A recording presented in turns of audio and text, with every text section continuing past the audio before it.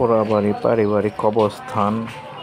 আজকে এক জানাজারে গিয়েছিলাম। জানাজারের পর কবরস্থানটা অনেক সুন্দর লাগলো দেখে এই ভিডিওটা শ্যুট করলাম। অল্প কিছু সময় 2 মিনিটের মতন আছে।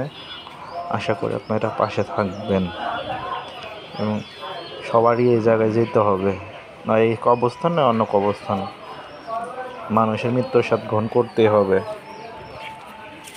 তাই অনেক ভিতরে যায়, অনেকগুলা ভালোই লাগলো দেখে। সেই সময় কিছুটুক ছবি নিলাম, ভিডিওগুলো নিলাম।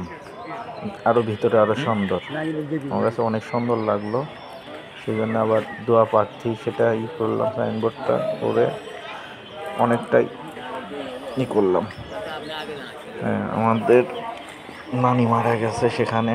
সে সময় অনেক লোক কবরের কাছে আগেই যায়নি। পরবর্তী আমি ভিডিও করতে অবস্থানটা আমার কাছে খুব ভালো লাগলো।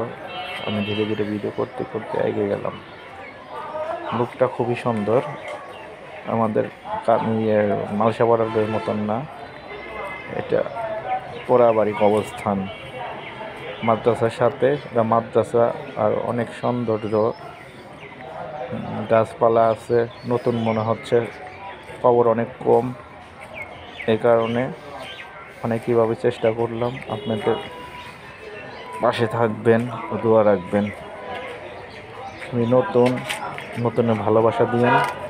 আর কি বলবো, হ্যাঁ, কি করার পরে কাঁঠাল গাছ, তারপরে ফুল গাছ, অনেক রাস্তা দিয়ে গাছপালা গাড়া, অনেক সুন্দর গাছ ডিজাইন করা, কিন্তু এটা পরিষ্কার খুব কম।